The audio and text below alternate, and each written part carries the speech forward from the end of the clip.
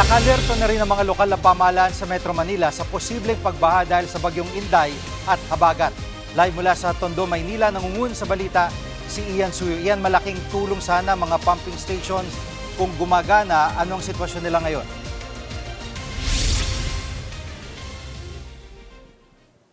Jiggy, pangunahing prioridad nga ng lokal na pamahalaan ng Maynila na tiyaking gumagana yung mga pumping stations, partikular na sa mga bahaing lugar sa kanilang lungsod. At ayon naman sa MMDA ay operational ang lahat ng 73 pumping stations dito sa Metro Manila. Handa raw ang mga ito na sipsipin ng tubig para maiwasan yung pagbahang posibleng idulot ng bagyong Inday pati na rin ng Habagat. Kabilang na nga riyan itong Abukay Pumping Station at Sunog Apog Pumping Station dito sa Tondo, Maynila. Ayon sa Manila LGU, ang ginagawa nila rito mayat maya yung pagkolekta nila ng mga naiipong basura dito sa may pumping station para siguruhin hindi magkakaroon ng pagbabara na posibleng ikaperwisyo o ikasira ng mga pumps. Sa Marikina naman ay nagtungo at nag-inspeksyon si Congressman Miro Quimbo sa Iwahig Pumping Station at dito nga, kunento niya yung problema raw nila dahil nanakaw yung generator na ginagamit para sana mapaandar yung naturang pumping station. Agad naman daw silang nakahingi ng kapalit na generator set sa DPWH at na-action na naman kagad ito para magamit kagad ang mga pumps. Ayon kay Quimbo, critical daw kasi itong main pumping station na ito para mahigop ang tubig na galing sa Doña Petra at sa may Tumana. Narito ang kanyang naging pahayag, may kinalaman dyan.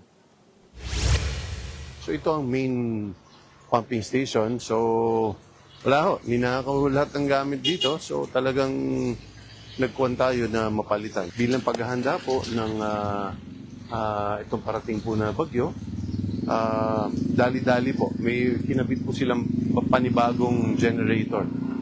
Magandang generator po ang kanilang kinabit na bago at gagawin ho nila today, 24 hours, para siguraduhin po na gagana po itong ating pumping station. Dahil critical po ito. Iyan, bukod sa kondisyon ng mga pumping station, ano pa yung mga paghandang ginagawa ng mga otoridad? Jiggy, bukod nga sa mga pumping station, pinaghahandaan din ng mga LGU pati na rin ng PNP yung paghahanda ng kanilang mga equipment kung kakailanganin man na mag-rescue. Sa Quezon City nga, nakahanda na ang mga rescue equipment ng mga pulis, lalo't marami yung mga flood-prone areas sa Quezon City. Sa kabuuan nga, ayon sa DPWH, pumapatak sa 47 flood-prone areas ang meron dyan. At patuloy rin ang kanilang pagbabantay, lalo na sa mga lugar na madalas ngang bahain. Samantala, Jiggy, hiniling ng MMDA sa mga mall operator na buksan ang kanilang mga parking spaces para sa overnight parking. Magsisimula ito ngayong gabi hanggang umalis na ng bansa ang bagyong Inday. Ayon sa ahensya, magiging libre raw ang overnight parking na yan. Magkakaroon lamang ng rates kapag nagsimula na yung mall hours. Mahalaga raw ito para maiwasan na malubog sa baha yung ilang mga pribadong sasakyan. Narito naman ang pahayag ng MMDA.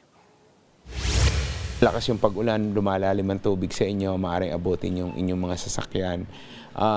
Mas safe na po na siguro especially yung mga valuables nyo po na pwedeng mabasa sa tubig baha, lagay sa kotse, mag-park na po dito sa ating mga malls. Yan muna ang latest mula dito sa Tondo, Maynila. Balik sa'yo, Jiggy.